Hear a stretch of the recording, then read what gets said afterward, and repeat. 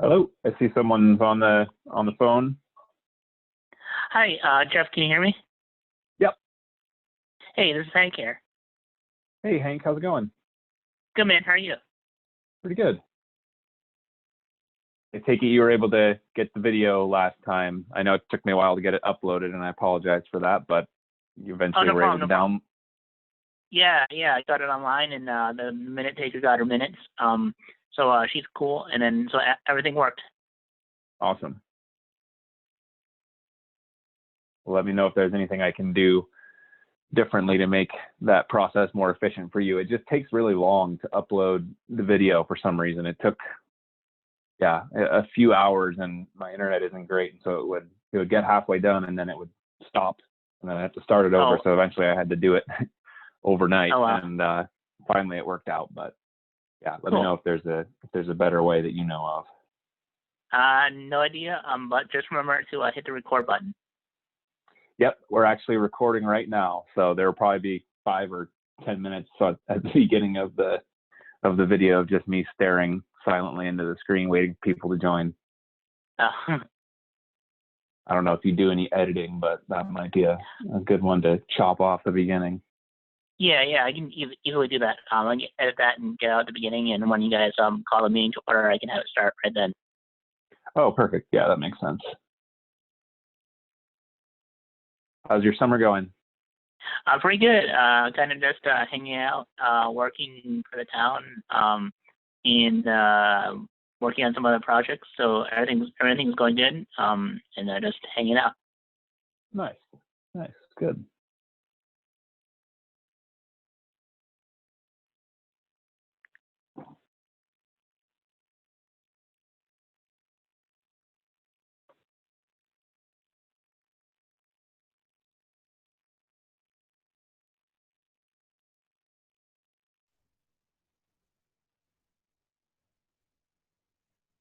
Hi, Ken. I see that you've Hi, Jeff. you've Can you hear joined. me? Yep. Can you hear me? No.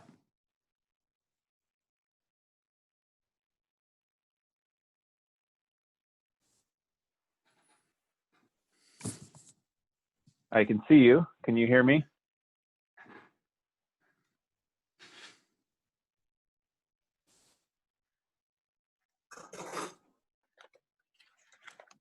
Hey, Ben. Hello. How's it Jeff, going? can you hear me?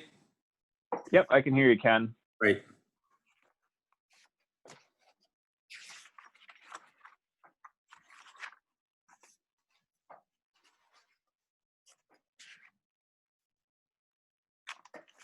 Hi, Pam. Hey, how are you doing, Jeff?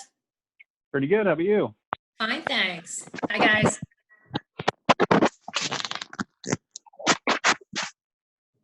Hi, Dick. Hi. How are you? I think I made it. Yep. We can see you. We can hear you. So that's good. All right. Well, that's the whole battle, I think.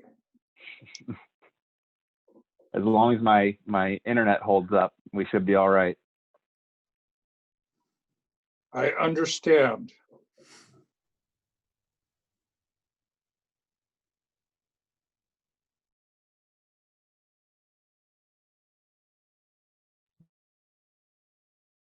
I'm calling in through my phone and connected through my computer. So if my video freezes, I should still be here and hearing everything people are saying. So far, that's true. I Great. saw you freeze for a minute, but your voice kept going. That's become the norm for most of my Zoom meetings.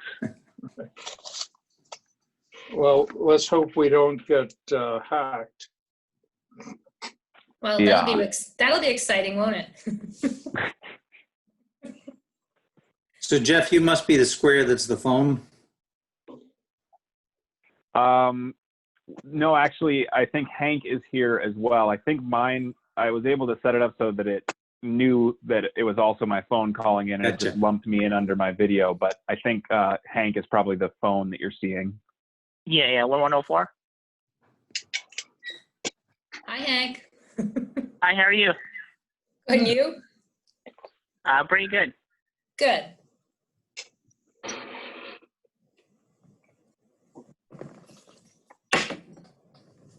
So I know I heard Brian, or I saw Brian's email that he was either going to be late or not able to make it. Sounded like Mike was probably going to be here just based on the fact that he sent the email out with the sign. And then, oh, yep, there are Mike and Tom right now. So should be good to get started then. Hey, Tom. Hello. Tom has the great outdoors as his background. Yeah, and the neighbor's house. And my cabin, or not mine, but the neighbor's cabin. And it looks like Mike is here as well. Is that true? Yeah, I'm here. Oh, there he is. Hey, Mike. Nice. All right, so I think we're just missing Brian, and it sounded like he was tentative anyway. Or all right, I guess we'll go ahead and get started if everyone's all set to go. Did everyone get the minutes? Yes. Yes. Would it be helpful for anyone for me to pull them up on a shared screen? I'll start by making a motion to accept them. Second. That was Ben seconding. Yes. Yes. All right, I'll go through the roll call. Ken, Yes. Ben, Aye. Dick, Yes, Pam, Hey. Tom, Yes. and Mike. Yes. Aye. All right, great. Thank you. All right, Jackson Falls. I did actually add one thing to the agenda since I sent it out. So I will share my screen just for the sake of that.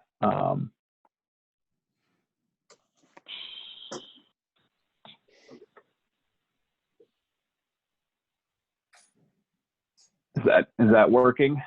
Yes. Yeah. Okay. So,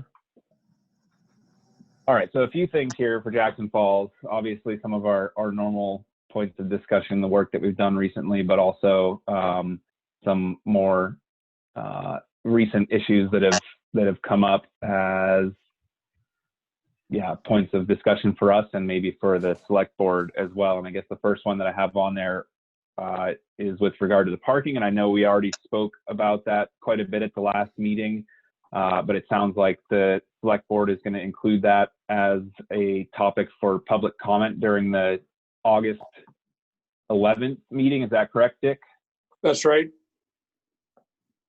All right. And I did see that that you all are essentially accepting submissions for comment or requests for comment prior to the meeting, and requesting that people basically sign up to speak.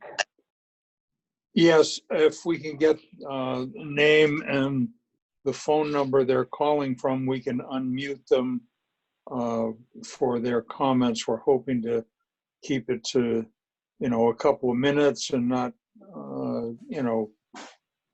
make the same comment somebody just before you made. I am going to ask they not go too far into parking at this time. We have to research that. We can't control the parking. It's a state road, Black Mountain Road, Cutter Notch Road is, it's maintained by the state, but they control the parking. So we have to go to them. If we want to change the parking, we have to do it through them. So any suggestions on parking, one of them being go back to parallel parking only to cut down on the amount of people using the falls at any one time. But we can't just do that. We have to check with them. Anyway, I think that was it on parking, other than hopefully the police will enforce the parking regulations that are in place now. Thank you. Yeah, I walked down there this afternoon and the lot was full. There was 3 cars at the handicap, 1 that was legit and 2 that were not. Mm. And my observation was that was about the right number of folks to be at the falls. There were a few people that had walked up from down below. But it was busy, but not what I would call Diana Bath, just overcrowded. So I think if we can try to keep it to the main parking lot that we have there, you know, plus the few that park down below. And there was one set of families that I saw that must have walked over from Christmas Farm Inn. And there are a few cars that periodically are parking in the Jackson Ski Touring. But I think it's, you know, using those as the tools that we have without advertising the other locations there probably gives us about the right number of folks to be at the falls at one time. My experience has been, I think that at times it's more crowded than it is usually, because there's been so much overflow parking down at the Wentworth, because the Wentworth spots aren't being occupied by Wentworth guests. But I did notice that somebody had put in some low fencing and some orange cones down there to discourage it. But there have been days when it seems like there's more people there than usual. Yeah, and of course, mine is a Monday observation. I think weekends, it obviously is probably busier. Or just even a hot day. Yeah. Yeah. Well, I'd like you all to just keep in mind, I don't think this is a problem that's going to go away with the end of coronavirus. We live within 3 hours of many millions of people, and really we're going to have to get ahead of this, because we're going to be dealing with it from now on. Thank you. That makes sense. I like the way half the parking's been cut off, though. I think that's really helpful. I think Yes. it's good for the falls. That would be something to think about continuing. Yeah, I think it's the best tool we have to manage right now. I mean, Dick, I agree with you. The use is not going to go away. Just going up through Pinkham Notch the other day, I mean, all of the parking up at the AMC's facility plus up and down the road was filled. And that was something that was actually happening on weekdays as much as 2 or 3 years ago. But the trend is up, up, up.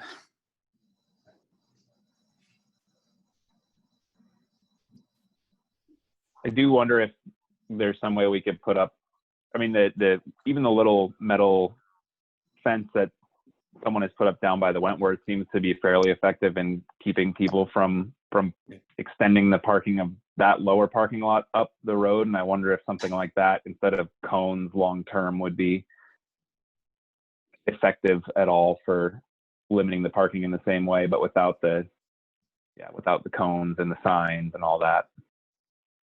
That's a good suggestion. It's kind of minimal. I think at times people are picking up the cones and moving them. I've seen them Yeah. do that, yeah. Or parking in between them. Yeah. Yeah, it becomes anywhere where there's not a cone, it's okay to park. Yeah. In the past, in addition to kind of the conversation splitting in between, you know, capacity that the falls can take and the, you know, ecology, I guess, of the paths we want and the town's willingness to host extras, I feel like that shoulder is a plowing issue also, which is the tricky thing. In addition to being a state road, you know, to get a no parking sign, you need the state permission, and then you also need to be able to have something that's not basically where the plow goes in the wintertime, which is basically as far back as the fence. So I feel like we're, you know, kind of stuck with no parking signs up there. What if we what if along that zone, I can't remember, there is a fence along that zone, am I correct? No, there's not. From where the toilet is coming south to the handicapped, there is Yes, a fence. there is a fence there, and that's on town property. We measured off the center line when we Okay. put it in. What if we put no parking signs right on the fence itself? Yeah, I think you'd still need that, whatever the state process is to Yeah. up and then have them enforced by the police, our police. So Dick, under Because what, the town must have to go to the state to get permission to say no parking during the winter? Is that correct?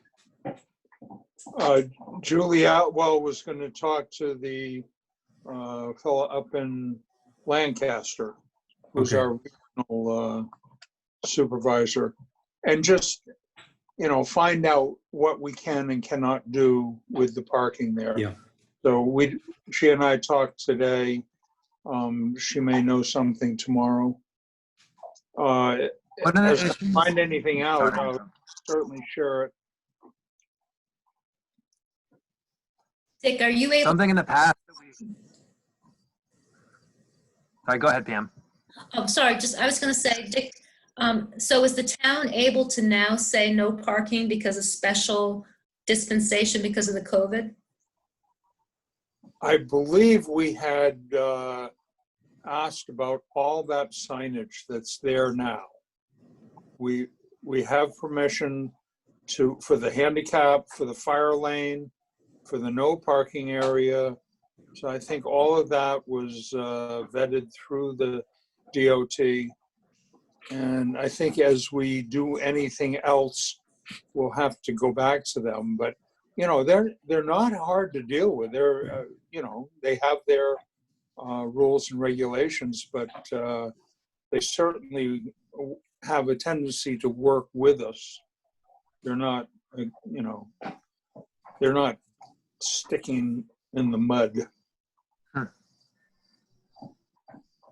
I know in the past we had been slightly worried that the existing parking is all, I believe, non-conforming to current regulations of driveway permits. So I think some of it exists through maybe historical precedent.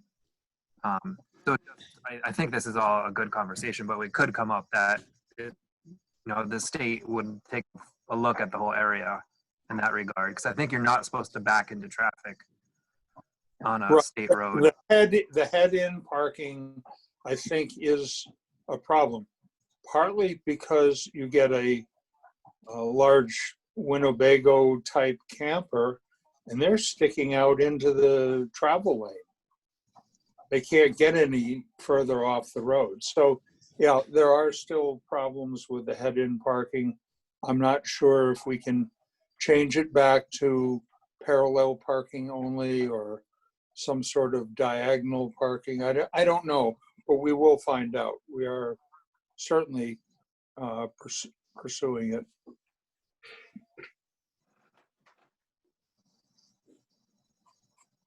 Well, it sounds like maybe there will be some good suggestions and further discussion at the next select board meeting, and seems like a longer term topic of discussion, not one we're going to solve here tonight. So Right. would everyone be okay?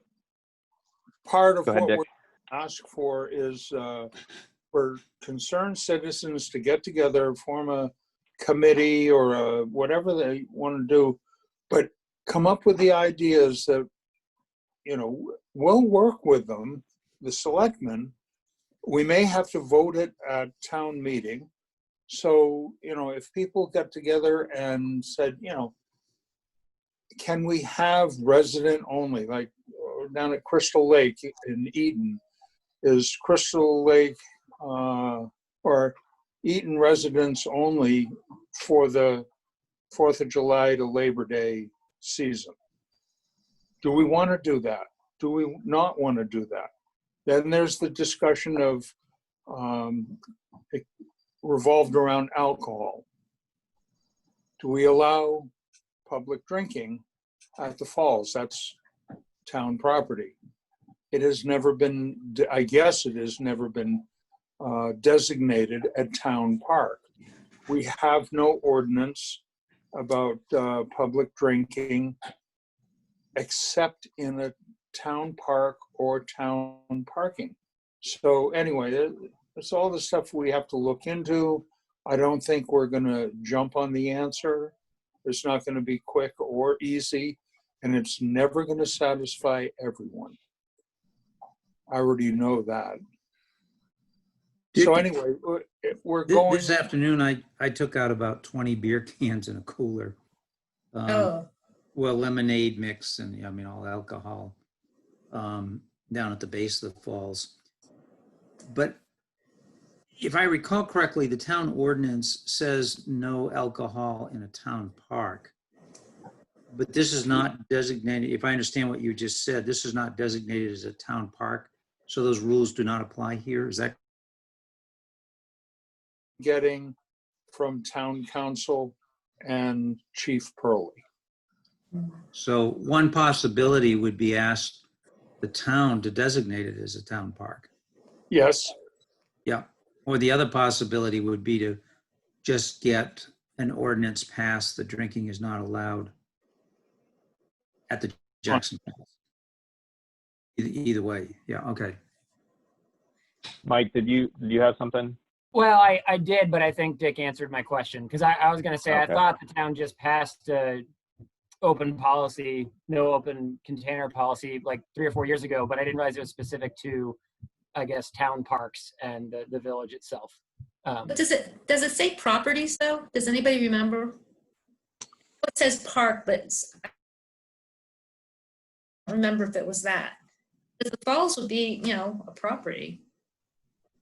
Well, I have to go there back was and a tobacco ordinance passed last year for all town property, isn't that? Except for Okay, Prospect. maybe that's what I'm thinking of, yeah. Prospect.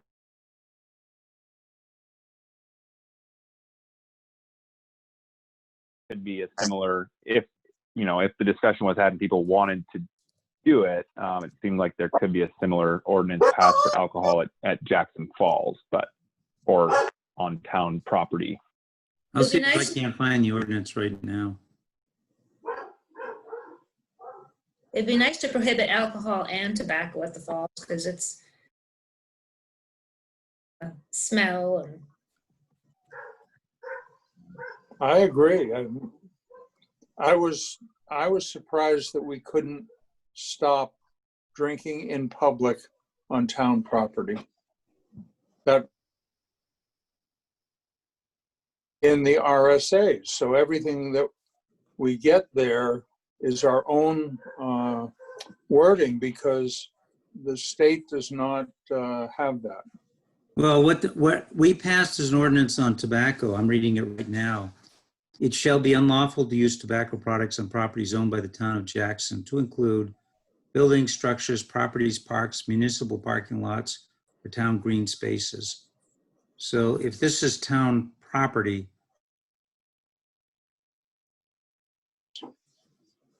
let me see if I can find what it says about alcohol.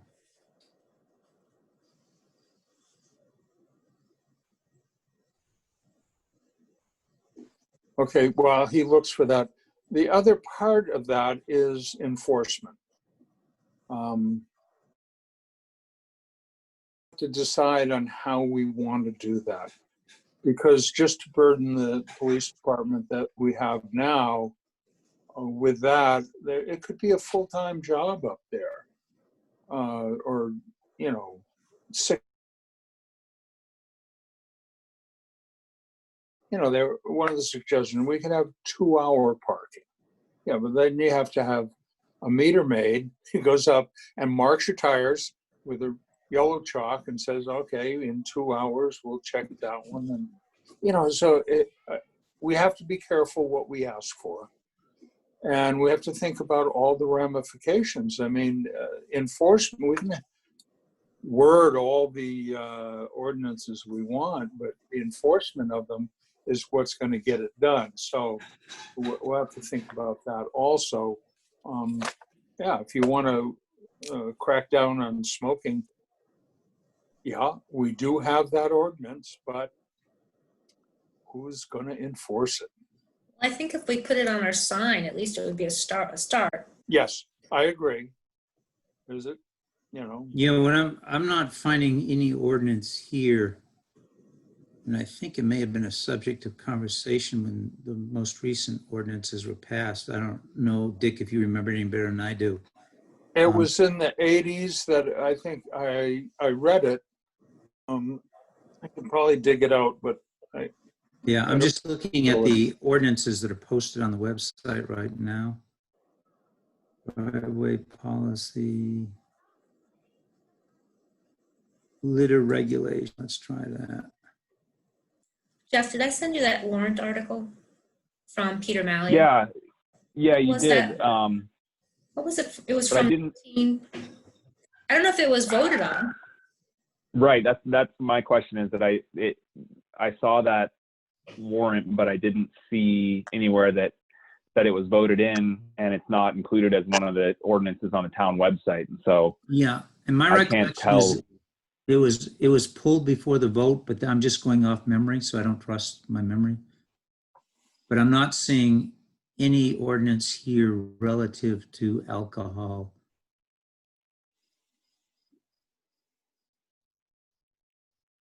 I mean, is the alcohol issue more of a use issue or a litter issue? Is glass. Yes. Once you allow glass down there, then, you know, you're going to get broken glass. And that's really a problem in a place where kids are running around in bare feet and going swimming. And, you know, that we certainly do not want that.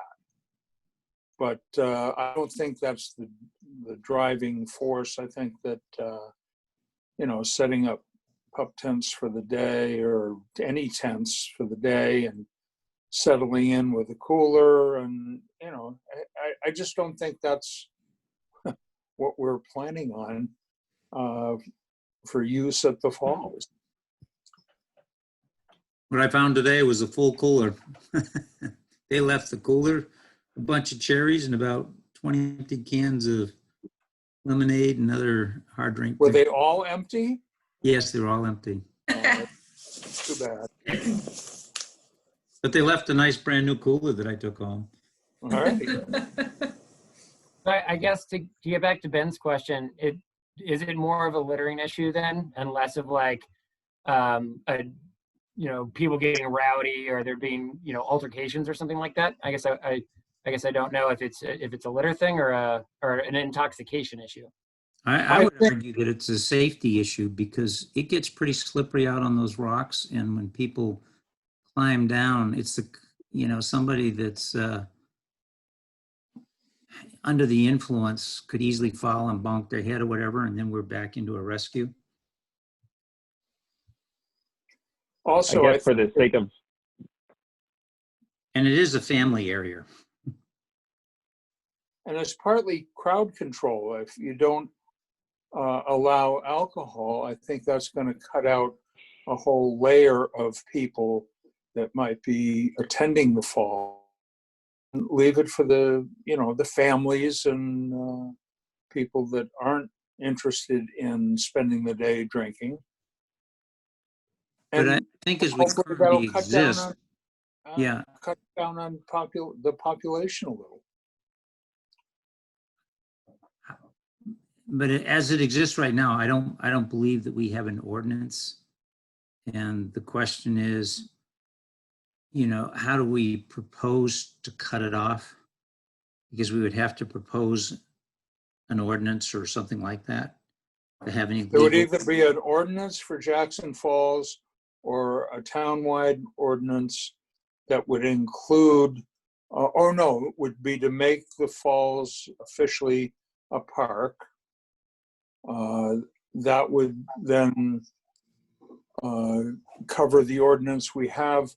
The ordinance that we do have has no fine attached to it, so it doesn't have much leverage. So I think that Peter Mallia will help us word that. And if we want to bring the whole thing to town meeting to see if people would like to turn the falls in, we don't know what.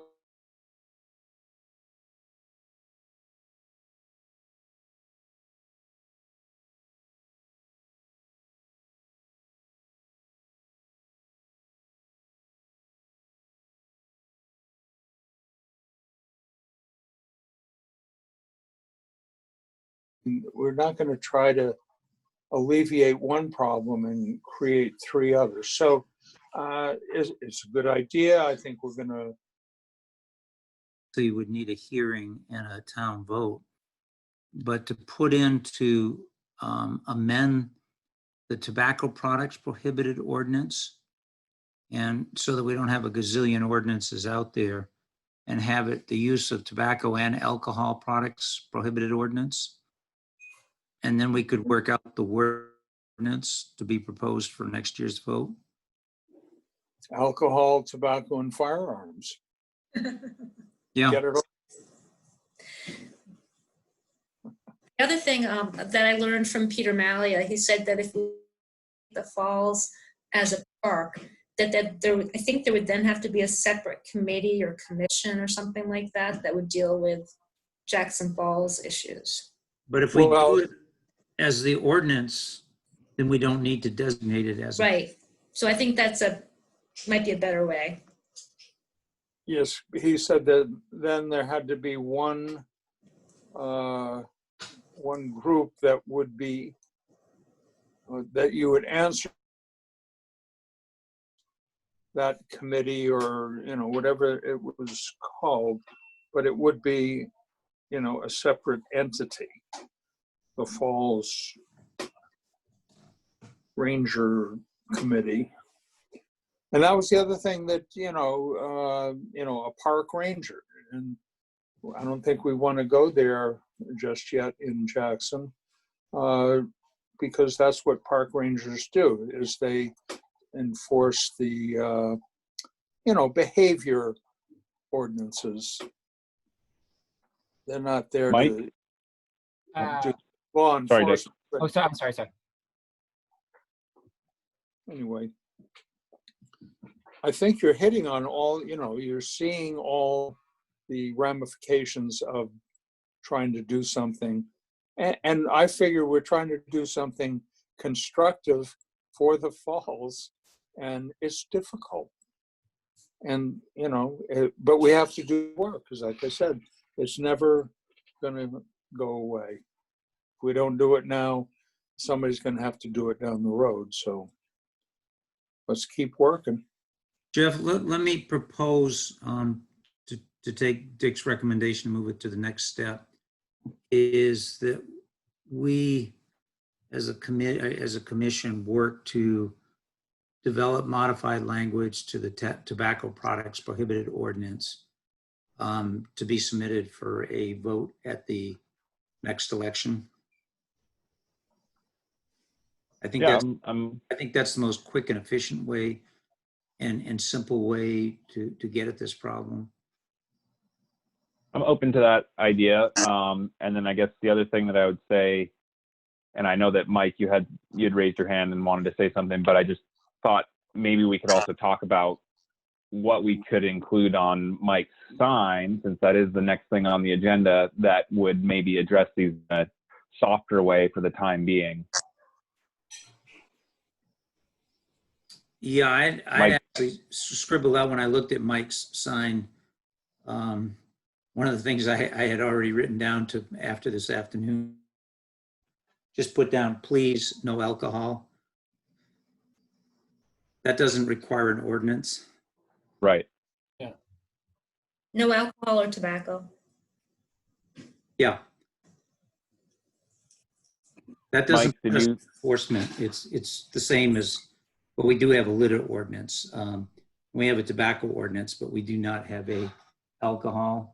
But I think we could just put down, please, no alcohol or tobacco. Yeah, that makes sense. On the sign, so that we can get the sign up and not have that held back by the need to go through an ordinance change. Good suggestion, Ken. Mike, you had raised your hand? Yeah, I was just gonna say, to go back to what Dick was talking about, and this, I'm just an idea, but maybe exploring the possibility of having the Upper Saco Rec Council they have river runners who do like education and trash pickup, and those are employees. But in the same kind of that same mold, you have all those lake hosts that meet people as they come bring their boat, put in the lake. They're mostly looking for milfoil and clean your boat, that kind of thing, boater safety things. But I was just thinking, like, what if the town had a couple of volunteers? And I realize this is kind of like the wrong time to do it with a global. Had a handful, half a dozen people that had gone through a training. They're river volunteers. You know, on the busiest of busy weekends, they set a pop-up tent and they just engage with people as they come up and just, hey, welcome to Jackson Falls, town property.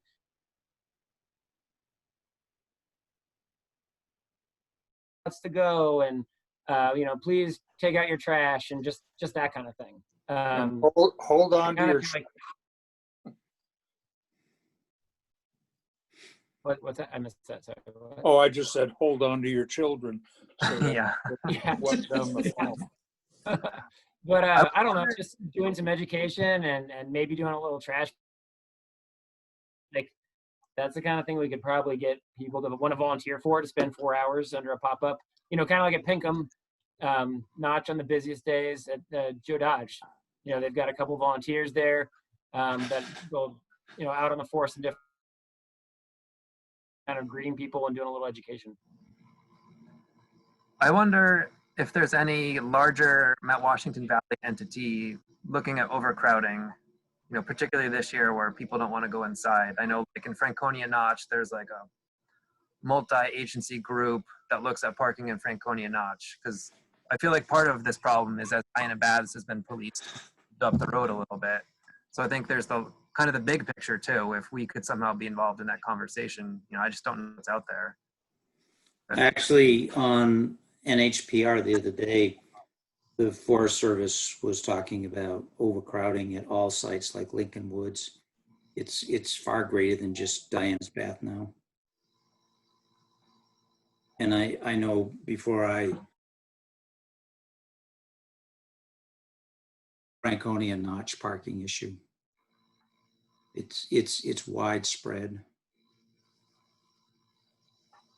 And I think to go off that, I find when you talk to those people, a lot of times the most effective way is like the friendly person who engages you versus like the write a ticket law enforcement ordinance. Like normally people respond better to like the friendly, hey, hello, how you doing? So glad you're out here. Did you know X, Y, and Z? I remember when I worked at National Park, that's what they'd always say. It's, you know, don't write tickets, don't wag the finger, you know, engage, say hi, be friendly, and you know, educate rather than enforce.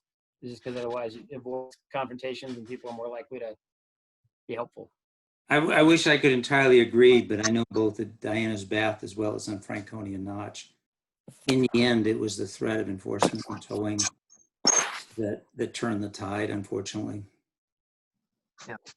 The Forest Service has that in between too of people who start out with a friendly conversation and their Right. only authority is ticket writing. Like they don't have actual police authorities as something that could be less resource intensive as a long-term option also. You know, the backcountry rangers can only do so much after they say hello and please. But I also, I guess, was wondering if we roll back on it is on the Jackson Chamber of Commerce or the Chamber of Commerce website, I believe, you know, because for years we essentially were advertising this as a way to get people to town and spend money at the shops and hotels.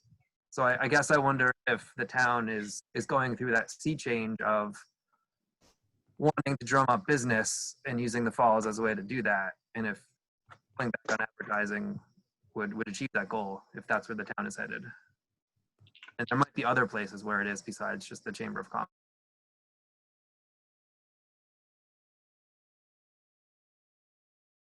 Went down to Mass this weekend. They told me that Jackson Falls had been on TV for a good place to go.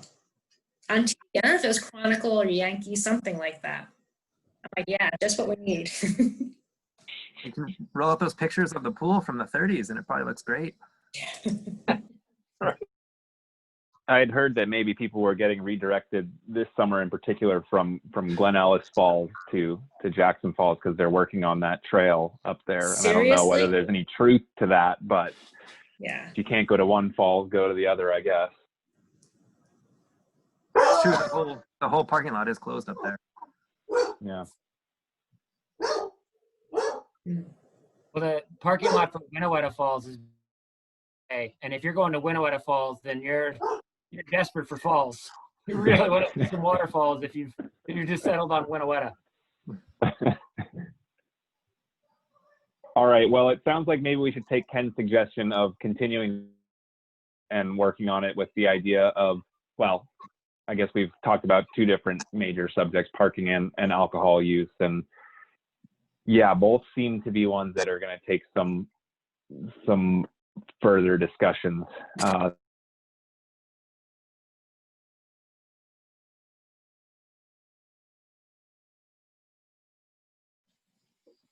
Jeff, I'm But going to take a crack at taking the tobacco products prohibited ordinance and seeing if I can't craft some verbiage as an amendment that we can discuss as a commission, and then see whether we want to modify whatever I put together, and then try to then move it to the selectmen to see where they are on it, and then possibly move it to a vote. Well, don't forget to have it vetted by our lawyer, because Right.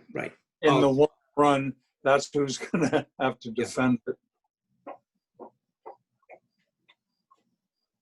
all right, that sounds good, Ken. Does anyone have any objection to Ken's suggestion there?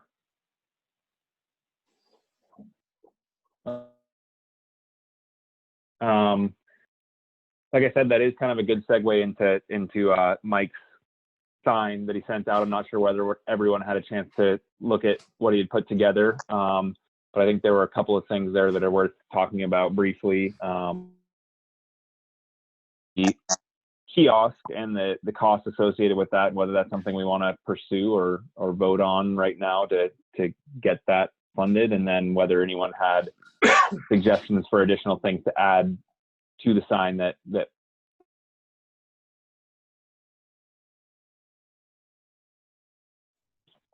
it looked like it was about $2,000, Mike, is that correct? Well, The yeah, kiosk. somewhere around there. It all depends. I mean, the kiosk, the kiosk that I sent to, and it's okay if I didn't say it, because I know I sent it last second, but if we went with like the fanciest or the fancier kind of kiosk, is what I had been kind of thinking, which is kind of your standard, like Forest Service, Appalachian Trail style trailhead. So the, 2 posts and then kind of the A-frame shingle roof top to it. And the materials cost I found a list on the ATC website that had materials and estimates. And I think for the fancier one, it was about $1,600 or $1,700. And then there was more of a budget one that was like $1,100. Granted, we do have people that have expert on this board, so I'm sure that there is a way that we would be able to save costs there. And then there's the cost for the actual physical sign and the printing of the sign itself. And that I only looked at 2 places, one of them being the one Megaprint down in Holderness. And it kind of depends a little on the size and what we want the sign to be made out of. I went around and I ended up contacting the Forest Service because they just put in new signs.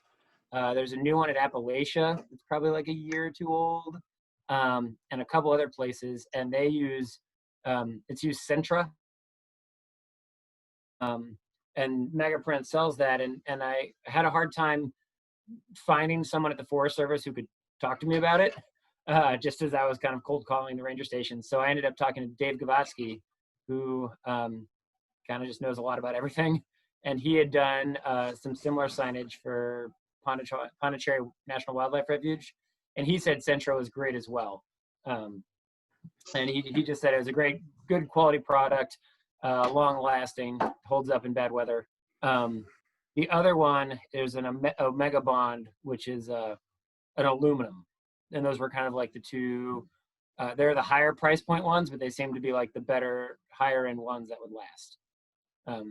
As far as the actual material for the sign. Sintra is what we used before for those little signs, the little 8x8 ones that said, welcome to the falls. Those were Sintra. Mm-hmm. Made it for a long time with no other protection. Yeah, and do those come from, I was trying to remember, They came from Minuteman. Okay. The cost, but definitely, Minuteman would still have, well, at least the town logo. I forget. There wasn't really that much other custom artwork. I think it was just a border. I think it was literally the same border we had used for the signs behind the library on the loop back there. Mhm. Man also printed those, so we had kept that similar style through different signs on different town property. That sounds like a good option. Yeah, and makes sense. Or excuse me, the signs that were up there, or those, I found a few signs that had been broken up. I don't know if they were pulled down or that were broken into small pieces. Were those are the signs you're talking about? Probably. The Sintra essentially is like foam board with a fancy front. Yeah. Okay. Yeah. Yeah. You need to put a plexiglass. They need to be covered by something. And having a back would help too. We had just screwed them to posts to kind of do it cheaply and low key, I guess, with the idea of not wanting to have a big sign at that point. So we literally screwed the foam board to oak posts. It probably lasted 2 years before they started to crack in half in the wind and the weather. And we didn't take them in the winter, I don't think, either. I personally think that the larger roofed sign may be more effective, particularly, at the parking lot where folks then start to migrate down. Number one is the size would attract people over to read it. I mean, it's not a guarantee. It's obviously not everybody's going to bother to read it. And I thought the simplicity that Mike had in his messaging was good. If you put too much, people don't read it. The only two additions after I break my own rules of simplicity would be to put on the sign, please no alcohol or tobacco, and a second bullet that says park in designated zone only, so that we're sort of clarifying what we want people to do. But I think if it's a larger, more professional, it'll last longer. Hopefully it won't be vandalized, but I think it'll also be read by more folks. And Mike, were you thinking we would put a map of the falls? Yeah. So my idea is definitely. I'm sorry, I have a visitor. My idea was 100% to keep it simple, because I agree with Ken, and that typically, if you have more than like 3 or 4 bullet points, people's eyes start to glaze. They don't care. I was thinking that the largest one size they had was I think 2 by 3, 2 feet by 3 feet, and I thought that would look nice, and kind of like we could find kind of like a nice commanding sight for it to draw eyes to. And then my idea is that on the left side would be a map of the falls that showed all the designated paths, and that was more. I mean, it's still nice to have. It was more important, I think, a couple of years ago when we were really trying to focus people on specific pathways. It seems like things have started to grow in, so it hasn't been as bad. How did Tom get on here? He's on this board too. I'm sorry. She said, "Why is Tom there?" So the map on the left, and then with that one, the other idea with the map on the left is I had originally thought, maybe that would also show kind of the additional parking, but maybe we would leave that off and we would just show the parking that's available as is. Yeah. And then the other thing. I wanted the other 2 main things that I wanted on it, and one of them I didn't put on there, but one of them was make sure people recognize it's a national wild and scenic river. And then 2, the other thing is to let people know that it's actually Town of Jackson property, that, it's like essentially a town park. And I feel like that you would not always know that when you first pull in. So even if that's just having having the logo, or I'll get back to you in 1 second here. There's a press.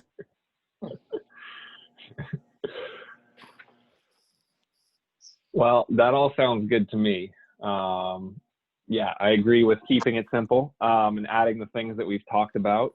And sounds like we have some good recommendations for the materials that we'd use. And sounds like everyone's on board with going with a larger protected sign like Mike recommended. So Hey, Mike, is that only a one side to your sign? You can buy double-sided signs. It just depends on where we want to put it. So I think initially where I was thinking it would work best as a one-sided sign, because on the back side is that re-veg area. But if we wanted to put it in a spot where that made more sense, where people would tend to gather on either side, then we could certainly do that as well. You know, we could have the key issues, super simple map, 3 or 4 guidelines on the front, and then on the back could have more of an interpretive piece, you know, if that's something we wanted to include. I think it all depends on siting, because if it's double-sided, you need both sides to be places that are hard, where people will naturally gather, and you want people to be. Yeah, I mean, my first impression would be to follow the way the Forest Service does with many of theirs. They're one-sided. They're at the parking lot where you're going to catch the most people to give them, and particularly the kind of messages we're giving them right now. And it's already hard packed because And it's already hard packed, yeah.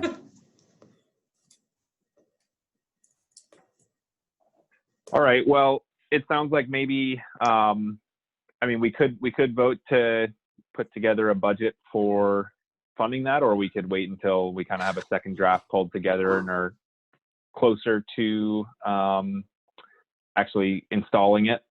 What do you guys think? Well, Jeff, just before we move on, one of the other suggestions I was going to make on the map would be to actually have a small inset, because as Mike is doing here, he's highlighting that this is actually a wild and scenic river, and a small inset that shows the whole wild and scenic river. And then It's a good idea. in that small inset, you can go over to the blow up, which is the actual Jackson Falls area itself. I think it's a great idea. Tom, do you remember when we worked with Minuteman Press? Because I can't remember. Did we just say, hey, here's exactly what we want, just put this on a sign, or did they work with us on the template and the design of it? They helped with the design. We provided, images that we had, like the town logo, other things, and the bullet points, and they helped us come up with the design. So they did a little bit of design work. I mean, they weren't very complicated, but they did do it for us, so we didn't have to completely create it on our own. Okay. Well, I can as a next step, I can start just kind of pricing out, okay, looking at 2 or 3 places. Sorry, hold on.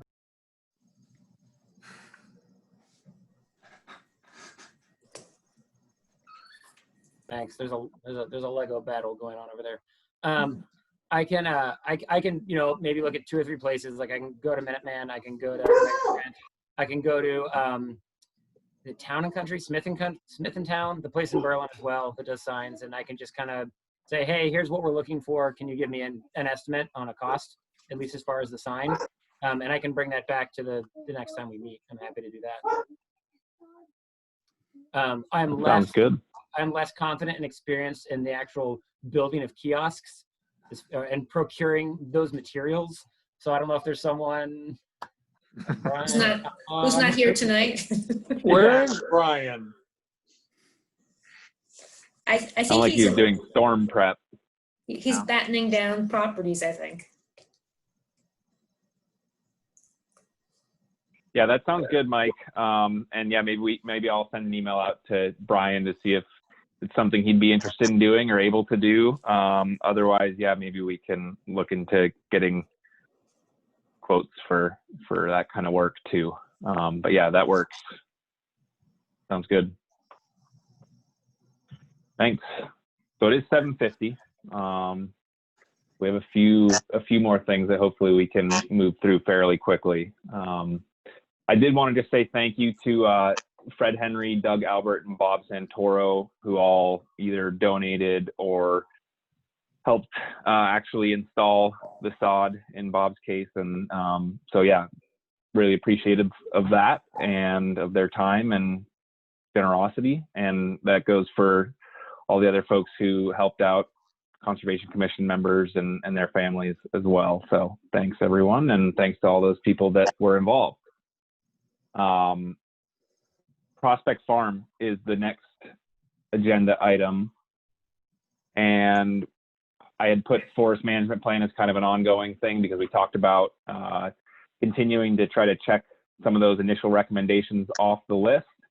I did put in the request to the select board for Tim Nolan to carry out blazing as we talked about.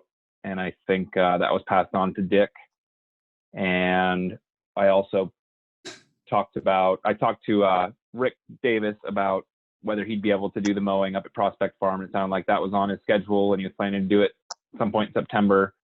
And so I put the request in to the select board to go ahead and fund that as well. I did hope to get some clarification on something we talked about at the last meeting, which were the invasive, the knotweed spraying and how we wanted to go about that. Who was supposed to do that? I know we had talked about maybe the town carrying that out.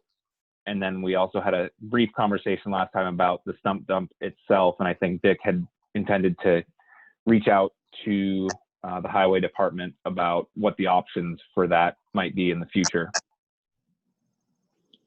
I did talk to Pat Kelly about the stump dump.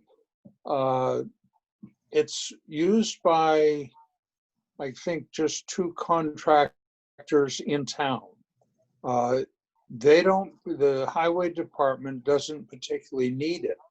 So if it was something that we closed down, it wouldn't impact the highway department adversely. So, I probably would go to Fred Henry was one of the local contractors that use it. I think Dean Davis was the other, but, find out how important it is to their business. We're not required to provide a stump dump. It's just been traditional. So, something that I don't want to just erase it and try to mend it without checking with them first, but it's certainly a possibility. Dick, if we are, and I think the courtesy that you're talking about is more than appropriate.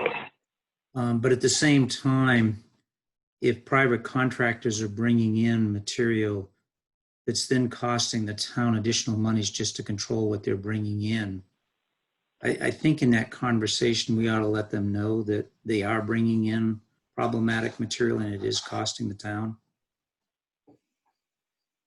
Absolutely. That's a definite consideration that, by trying to be nice guys, it's ended up costing us, money, time, effort to mitigate the problems that are being brought in. So, that will be part of the discussion.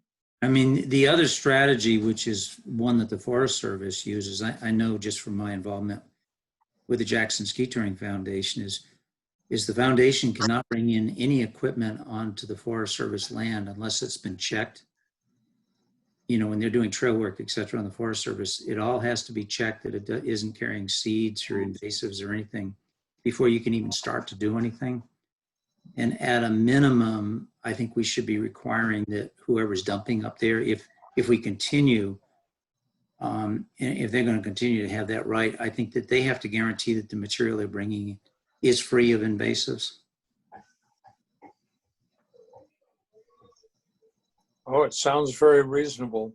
Again, how do we enforce it? But yeah, that is a consideration.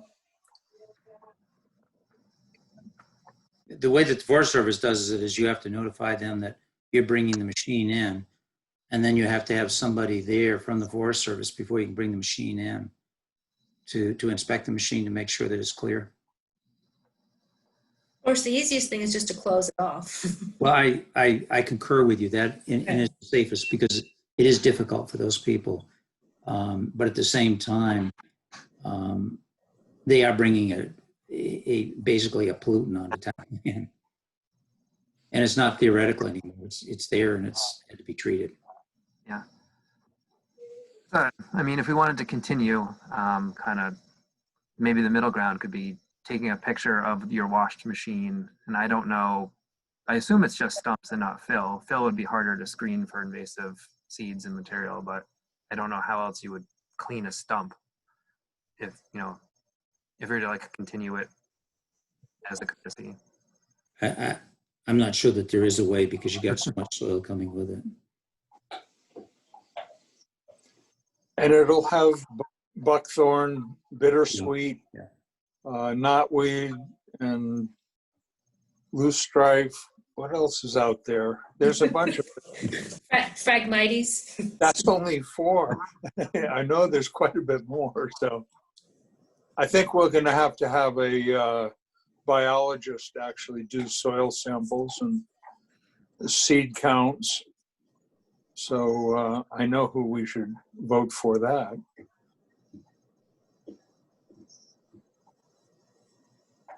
Ken?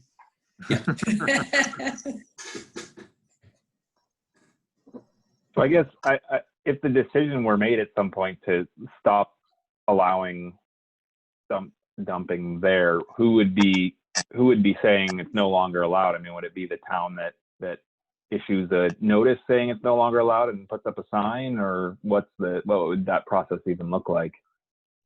Probably it would just come through the town. We'd have to decide that that's what we wanted to do and shut her down. I mean, it is a legal stump dump right now, if I recall correctly. I'm willing to chase out and just see where that language is and then come back and determine how we want to make a recommendation to the selectmen or to the town. That sounds good, Ken. Any other thoughts on that subject for the moment? The only thing I did want to clarify as an immediate subject was we talked at the last meeting about spraying again this summer, I think, while it's clearly visible, and I couldn't remember or decipher from the minutes what we talked about in terms of who had done that in the past and who should be carrying that out now and how to go about requesting that. In the past, it's been the town has already contracted the roads to be sprayed, and that was just added onto the list. So we didn't incur any expense or, you know, or management of it. So I guess really the question is the town planning on having that service this year or not? And then if not, would we want to pay for a special site visit just there? I don't know that the town has asked for any mitigation this year. So I don't believe it's in the works on the town-wide end. So I think the last thing we knew about spraying was just from the power company that was going to spray in their power line right of ways. But that's the only spraying I knew about. If that's the case, then what I might suggest, I know that Tim Nolan found it when he did his survey this spring, and I found some earlier this spring. When I was up there just a day or so ago, I just took a quick peek and I didn't see it. And I don't know whether somebody's plucked it or whether it's just because I took a quick peek, I didn't find it. But what I might suggest is we just hand pull this year. I mean, some of us as members can just go up and hand pull it, which would prevent it from expanding. And then the next time that the town has a spraying operation, request that area be sprayed again with whatever's up there that's left. Because I think if we just hire an independent contractor to come in to spray a very small area, we're going to pay quite a bit of money just to get them on site. I mean, the spraying costs will be minimal, but the staging costs will probably be pretty expensive. Well, that's okay, why so would there cost effective to tag on to what the town was going to do. Yeah. Doing one small area, it really isn't worth hiring these guys because you know, it's going to take them a day, whatever. I mean, they have to drive here and set up, and if they can go around town and do a number of different sites, that's one thing, but they're not going to come up here for, you know, for one little site. They still have the same travel time, so. They'd come, but it would be expensive. So maybe we can try to find a time in the next couple weeks or few weeks that a few of us would be interested in going up and taking a look and seeing what we can find and what we can pull. Yeah. I mean, I Sounds go good. I'll send. periodically just because my wife rides her hand bike up there, so I'd be happy to. I think if we just have it where, I don't know how many other folks go up there, but it's right next to the parking lot pretty much. Yeah, that's fine too. If someone finds a patch that looks like it requires more than just going up as an individual, then let us know, obviously, but it sounds good. And then what do you do when you pull it? Take it home, put it in my compost heaps. Yay! I really, I make gasoline for. yeah.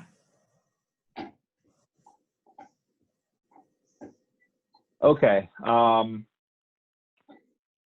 Let's see, Ken, any major updates on the general management plan? I know you had said No, you were going I to try to think get as a draft out to.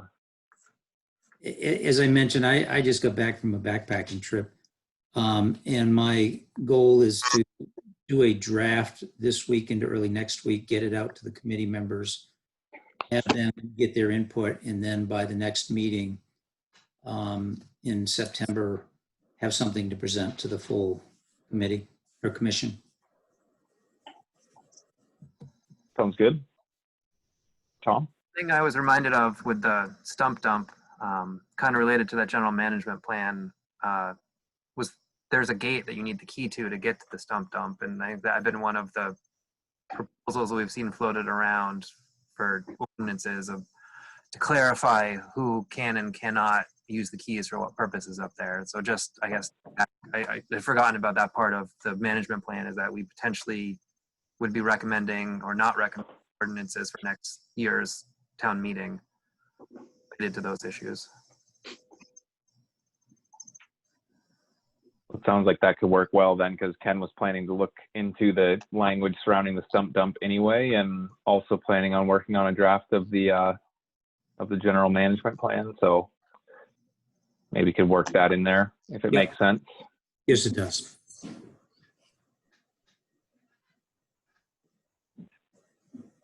All right. Anything else on Prospect Farm?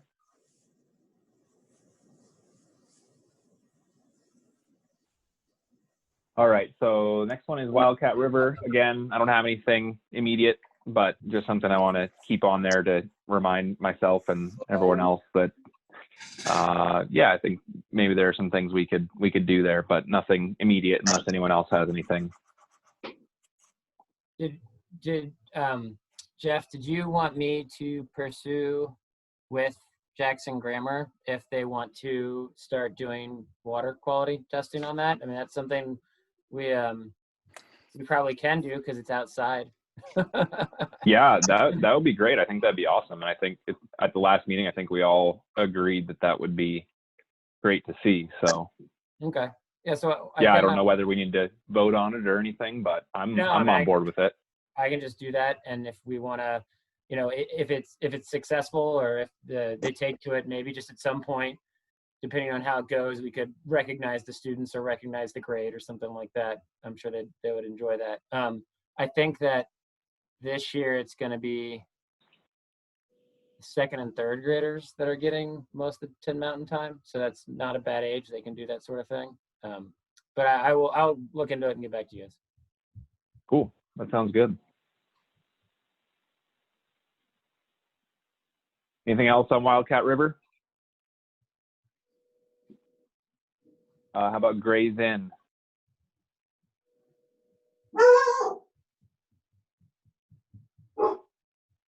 Anything on conservation easements? Last time we talked about Ben potentially taking over for the land that Bill previously walked and inspected. I don't know whether we had any action items on that or not, but maybe Tom was gonna, or maybe Tom and I were gonna go into town hall and take a look at the different conservation easement documents that we have and a way to pass those on to different folks on the commission. Does that sound familiar? Yeah, sorry, I had stepped away for a second. Yes, I can help do that. I'd forgotten what we were doing. Yeah, me too. So yeah, maybe I actually haven't gone in. I know I have the keys now. I actually haven't gone in since getting the keys to take a look at things. And I think there's a piece of mail there. So I can go in at some point soon. And I don't know, is there something that Ben needs to take over for Bill's walking of that property? Or is it just notifying the landowner when it comes time and going out and doing it and sending the letter when it comes time? Basically, yeah. And I do remember I'm supposed to be working with Pam to get the letters out. Well, we have a letter that we gave to the town, and then a few years ago. So then the town put it on their stationery and sent it out. So I don't know, do we use town stationery? Do we just make up our own? What letter have? Yeah, I think it might come down to if we ask to print it on the town stationery, but put it in the envelopes ourselves. I don't know. I feel like it was that level of not costing Julie and Julie extra time. But we can investigate. And I do have the electronic versions of those letters still. And then as far as contacting the landowner, we usually just give a courtesy call if we're going to walk on their property. I mean, that particular one, well, in the past, you could see all of it from the road. You obviously are welcome to walk the boundaries. They've added to it, so it's not quite as visible from the road. But, I guess the best case visit is the landowner gets the call, you meet them in person, you ask about whether they've developed the property, and then you walk the boundaries and see if there's any development. Also in there, having read the easement, which I don't, I guess it's the part Jeff and I were going to look at. I'm not sure that we have the literal copies of the easements for in our own files rather than somewhere else in the town files.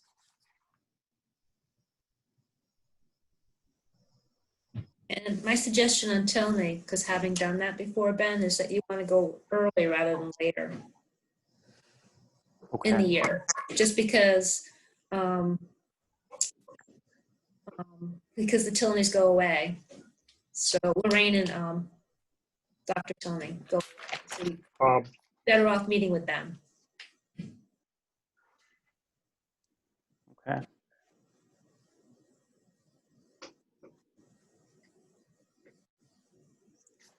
Okay. Well, I guess Tom and Pam keep me posted if you need anything from me for the conservation easements, and I guess Ben can probably reach out to either one of you if he needs information on what he's supposed to do or what you need from him. Does that make sense? Sounds good. All Yeah. right. Did someone say something or? Okay.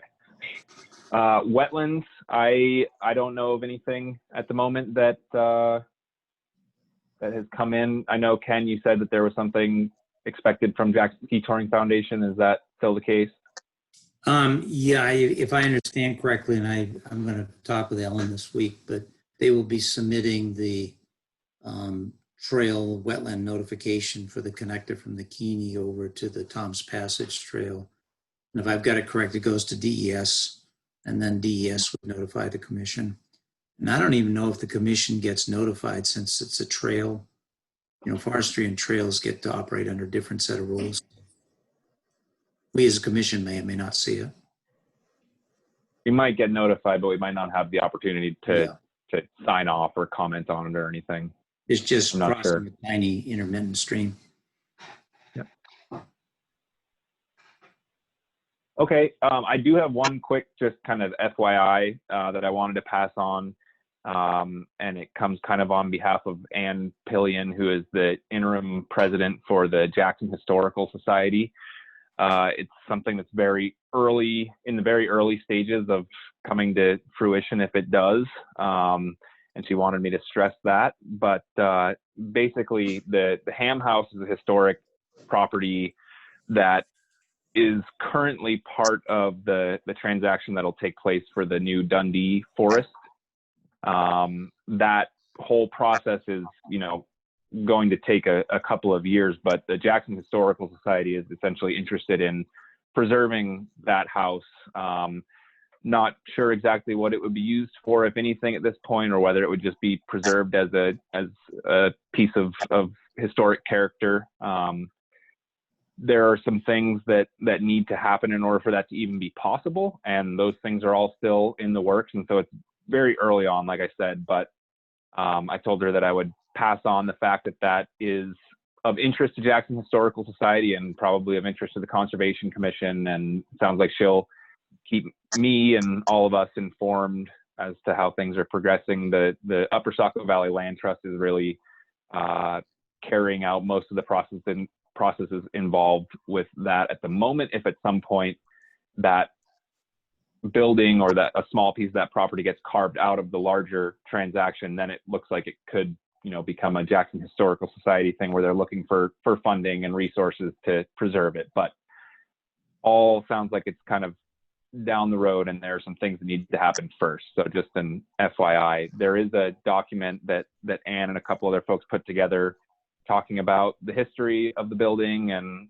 why it's important and why they want to preserve it. And I'd be happy to share that with anyone if they're interested in seeing it. Jeff, that's the building that's on the north end of Dundee, the dirt section of Dundee, just after Piekowitz's. You go down maybe a half mile, 3/4 on the right. Is that correct? Yep, that's correct. It's a small white building. Yeah, I know the one. I can't say I personally on the know a dirt lot. section. Yeah. So yeah, I wouldn't say that I'm entirely educated about the building or the effort that's going on to have it preserved, but there is a informational document that Ann and a few other folks put together. So if anyone wants to see that, feel free to let me know and I can send it your way. And if anyone has any unique ideas about, potentially funding or resources that could help preserve it, then, contacting the Jackson Historical Society would be good. Actually, one of them would be the LCHIP money from the state. And I know the House the other day just passed the Land Water Conservation funding, and the Senate has passed it. And in a rarity, I think the administration has indicated that they will sign that, which would be, if I understand correctly, some of the major source of funding for that project.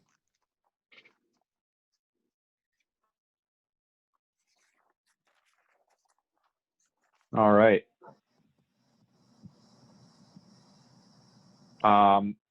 Unless anyone has anything else on that, I'll move on to public comment. And I think Hank is the only member of the public here, unless I'm missing anybody.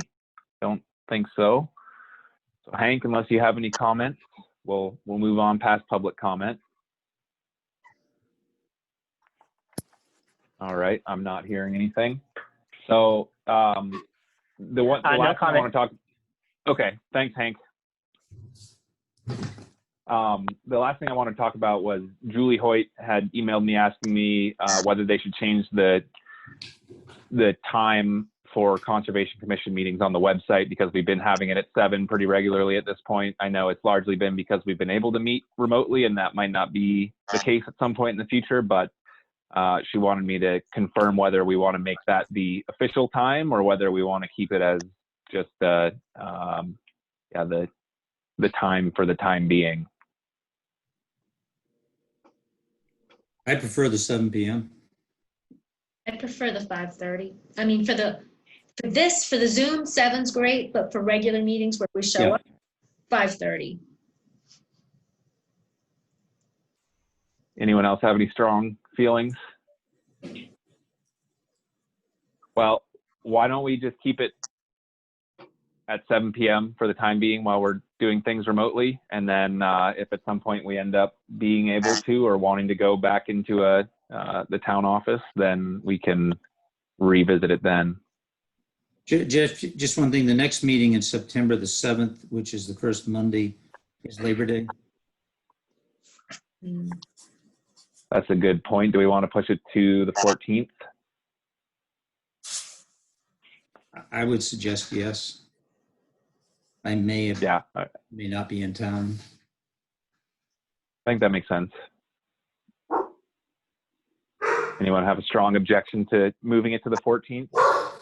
I think that works. Yeah, I'd have to check. I might not be able to make the same might be true of Labor Day. Or move it to the 8th, one of the two, the Tuesday. I may not be able to make it on the 8th. I do have a recurring meeting on, oh wait, the first Tuesday of the month is the 1st. So yeah, I mean, that would be fine with me, but Or just a later day in that week.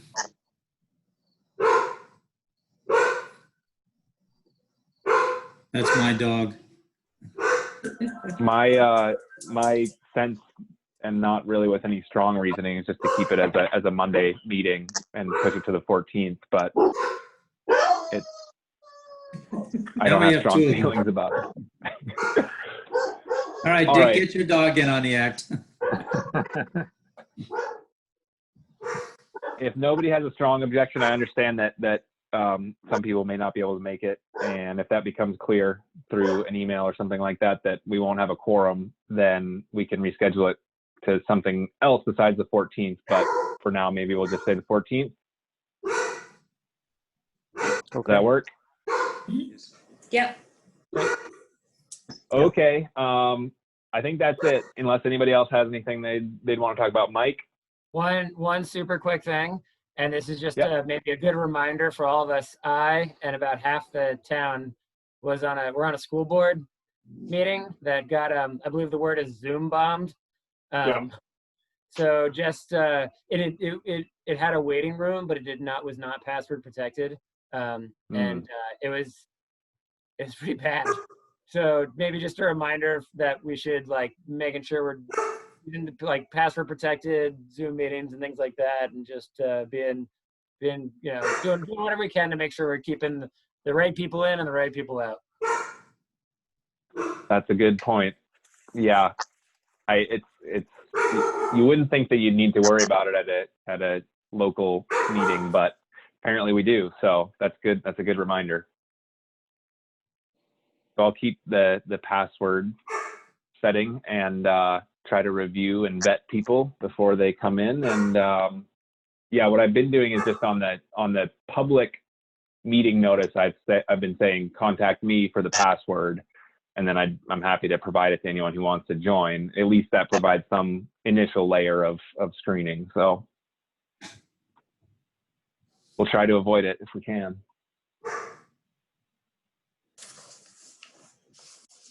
Good. All right. Anything else? All right. Can someone make a motion to adjourn the meeting? Make a motion. I'll make that motion.